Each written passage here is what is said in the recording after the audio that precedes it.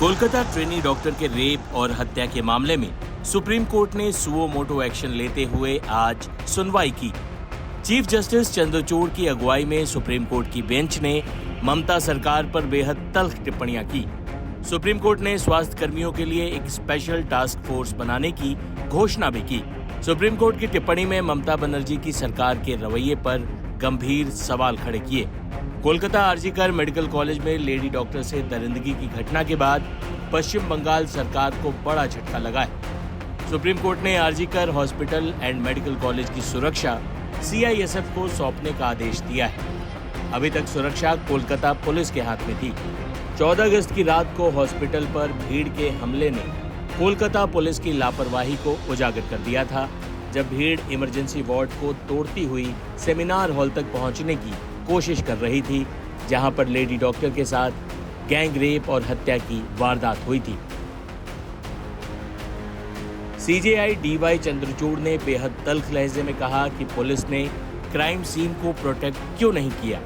कैसे हजारों लोग आरजीकर अस्पताल के अंदर दाखिल हो गए। 7,000 लोगों की भीड़ को अंदर क्यों आने दिया।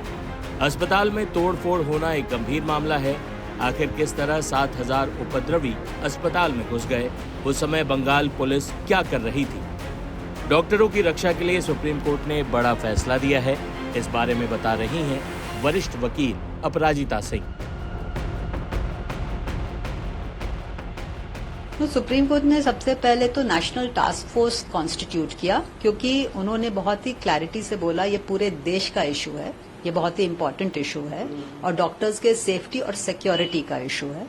तो इसीलिए उन्होंने एक नेशनल टास्क फोर्स कॉन्स्टिट्यूट किया, जिसको कि सुप्रीम कोर्ट को रिपोर्ट देनी है। वो सबसे बड़ी बात है और 2 महीने में फाइनल रिपोर्ट उनको देनी है।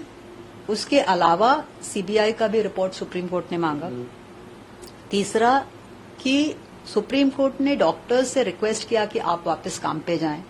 उसके बाद हमने पॉइंट आउट किया कि डॉक्टर्स काम पे कैसे जा सकते हैं, because the doctors are feeling threatened, क्योंकि 14 अगस्त की रात को जो फीमेल डॉक्टर्स थे, रेसिडेंट डॉक्टर्स, उनको काफी थ्रेटन किया गया था बहुत ही तरह की चीजों से। सुप्रीम कोर्ट ने उसको बहुत ही सीरियसली लेते हुए ही कोर्ट बहुत ही परेशान हुई इस बात को सुन करके, और सुप्रीम कोर्ट ने इमीडिएटली ऑर्डर किया कि central forces will protect that hospital, क्योंकि सुप्रीम कोर्ट ने कहा कि अगर वो सिक्योर नहीं फील करेंगे तो वो काम पे कैसे आएंगे। तो सुप्रीम कोर्ट ने उनको प्रोवाइड करने बोला security to the doctors in the hospital. 14 तारीख के रात को जो अटैक हुआ था उस हॉस्पिटल में, उसमें हमने सुप्रीम कोर्ट को बताया जो लेडी रेसिडेंट डॉक्टर्स थी उनको थ्रेटन किया गया, और उस समय में जो स्टेट सिक्योरिटी थी वो कुछ भी नहीं कर पाई। इनफैक्ट हमने बोला कि जो स्टेट सिक्योरिटी थे वो नर्सेस के चेंजिंग रूम में वो जाके छिप के बैठे थे। तो ऐसी स्थिति में हम किस तरह से काम पे वापस जाएं, और सुप्रीम कोर्ट ने इसको बहुत ही सीरियसली लिया। सुप्रीम कोर्ट इनफैक्ट शॉक्ड थी ये बात जान करके कि उस दिन लेडी रेसिडेंट डॉक्टर्स को इस तरह से धमकाया गया था। सुप्रीम कोर्ट की सुनवाई को कवर कर रहे हमारे संवाददाता अधिक जानकारी दे रहे हैं। सुप्रीम कोर्ट ने ये साफ साफ कर दिया है कि डॉक्टर्स की सुरक्षा को लेकर किसी भी तरह की कोई भी कोताही बर्दाश्त नहीं की जाएगी और डॉक्टर्स की सुरक्षा सुनिश्चित करना हमारी सबसे बड़ी प्राथमिकता है। इसके अलावा सुप्रीम कोर्ट ने कह दिया है कि जिस तरीके का हमारा पितृसत्तात्मक समाज है, उसमें वैसे ही जो कार्यस्थल हैं वहां पर महिलाओं और पुरुषों को समान अधिकार और सुरक्षा नहीं मिलते हैं, और ऐसे में जब अस्पतालों में डॉक्टर्स को निशाना बनाया जाता है, ऐसे में सबसे ज्यादा नुकसान जो है वो महिला डॉक्टर्स को पेश करना पड़ता है, सामना करना पड़ता है। ऐसे में सुप्रीम कोर्ट ने कहा है कि इस मामले में हम एक नेशनल टास्क फोर्स का गठन कर रहे हैं, और इस टास्क फोर्स में 10 सदस्य हैं, जिनमें 10 डॉक्टर्स को जो है वो शामिल किया गया है। देश के टॉप 10 डॉक्टर्स हैं, जिसमें एम्स के भी डॉक्टर्स हैं, और मैं नाम बता दूं आप लोग को ये डॉक्टर्स के, ताकि जो दर्शक हमसे जुड़े हुए समझ सकें। इसमें एडमिरल आरती सरीन है, वो महानिदेशक चिकित्सा सेवा नौसेना है। डॉक्टर डी नागेश्वर रेड्डी हैं, डॉक्टर एम श्रीनिवासन वो एम्स दिल्ली निदेशक हैं, डॉक्टर प्रतिमा मूर्ति जो हैं वो बेंगलोर की डॉक्टर हैं, डॉक्टर गोवर्धन दत्तपुरी एम्स जोधपुर से हैं, डॉक्टर सौमित्रा रावत सदस्य गंगाराम हॉस्पिटल, प्रोफेसर अनीता सक्सेना ये कुलपति हैं, पल्लवी सैपले ये जेजे ग्रुप हॉस्पिटल से हैं, Padma Srivastava chairperson neurology.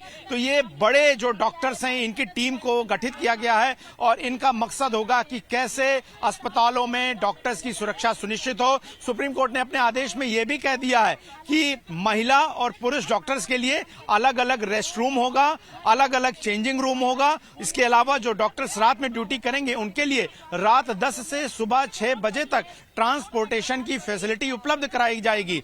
Chief justice ने कहा कि हमने ये ऑब्जर्व किया है कि जहां पर महिला और पुरुष डॉक्टर दोनों साथ काम करते हैं वहां पर common changing room, common washroom होते हैं और उसके लिए भी उन्हें चलकर अस्पताल परिसर में बहुत दूर तक जाना पड़ता है। ऐसे में कैसे जो है वो समान कार्य अवसर की जो मौके हैं वो उपलब्ध हो सकेंगे महिला डॉक्टर्स के लिए। और आने वाले समय में जब हम ये चाहते हैं कि हमारे देश में ज्यादा से ज्यादा महिलाएं जो हैं वो कामकाज के लिए पब्लिक सेक्टर में आए तो हमें उससे पहले महिलाओं की सुरक्षा को 100% सुनिश्चित करने के लिए सारी तैयारियां करनी होंगी और सारे कदम उठाने होंगे। और अब इस मामले में जो अगली सुनवाई है वो गुरुवार को होनी है और उस दौरान जो है इस मामले की जांच कर रही सेंट्रल ब्यूरो ऑफ इन्वेस्टिगेशन यानी कि सीबीआई को इस मामले में स्टेटस रिपोर्ट दाखिल करनी है। लेकिन इस सुनवाई के दौरान सुप्रीम कोर्ट ने कुछ बड़े सवाल खड़े कर दिए। मसलन पीड़िता के परिवार को 8:30 बजे रात को बॉडी सौंप तो दी गई लेकिन इस मामले में 11:30 बजे तक एफआईआर की गई। सुप्रीम कोर्ट ने पूछा कि आखिर मेडिकल कॉलेज के प्रिंसिपल वाइस प्रिंसिपल की तरफ से इस मामले में एफआईआर करने में देरी क्यों की गई। इस मामले को शुरुआत में सुसाइड कैसे बताया जाता रहा। सवाल यह कि हजारों की संख्या में उपद्रवियों की भीड़ अस्पताल के अंदर कैसे दाखिल हुई। सुप्रीम कोर्ट ने यह भी कहा कि इस मामले में एविडेंस का डिस्ट्रक्शन हुआ है और कैसे वहां पर भीड़ पहुंची। सुप्रीम कोर्ट ने यह तक भी नसीहत दे दी कि पश्चिम बंगाल सरकार अपनी शक्तियों का दुरुपयोग शांतिपूर्ण प्रदर्शनकारियों पर न करके बल्कि वो जांच को सही दिशा में ले जाने, डॉक्टर्स को सुरक्षा देने और इस मामले के आरोपियों को सजा दिलाने में करे, न कि इस मामले में लोकतांत्रिक आवाज उठाने वाले डॉक्टर्स के खिलाफ, भीड़ के खिलाफ। और हमने देखा आज से लेकर पिछले कई दिनों की तस्वीरों पर मेडिकल कॉलेज के आसपास जो प्रदर्शनकारी जो शांतिपूर्ण तरीके से इस मामले में न्याय की मांग कर रहे थे उन पर किसी न किसी तरह की पुलिसिया कार्रवाई हुई है। और इस मामले में उपद्रवियों की भीड़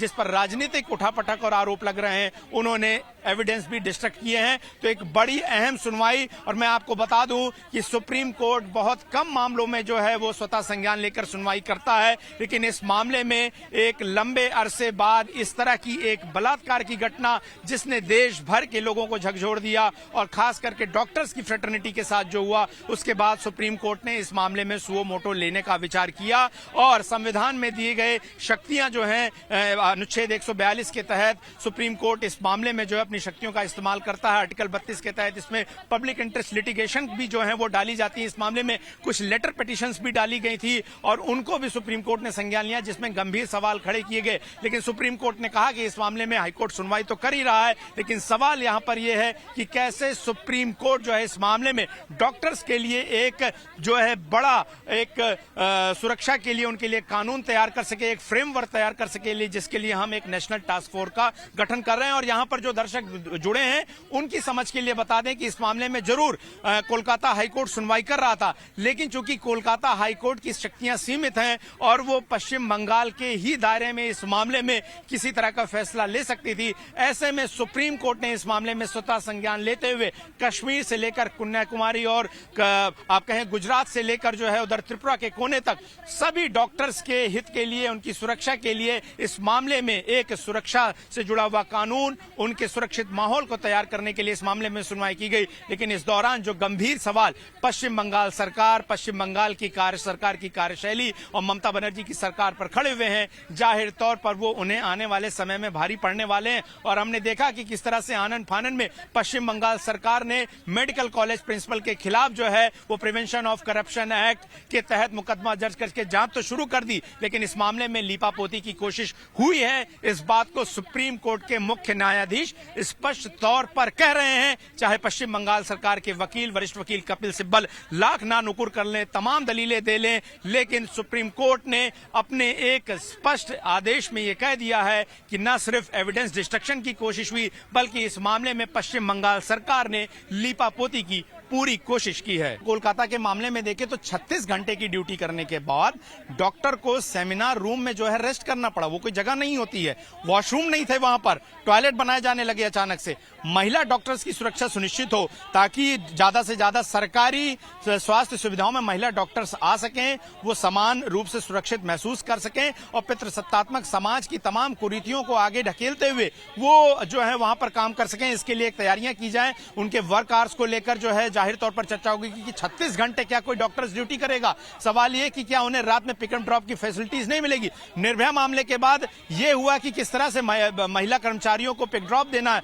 उसके लिए बाकायदा एसओपी बनाई गई, कानून तैयार की गए, लेकिन महिला डॉक्टर्स को क्यों छोड़ दिया गया?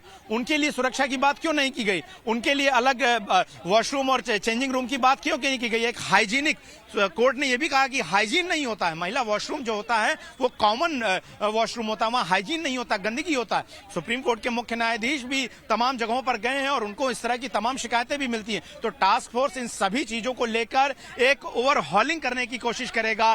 भारत की सरकारी स्वास्थ्य सुविधा या सार्वजनिक स्वास्थ्य सुविधाओं को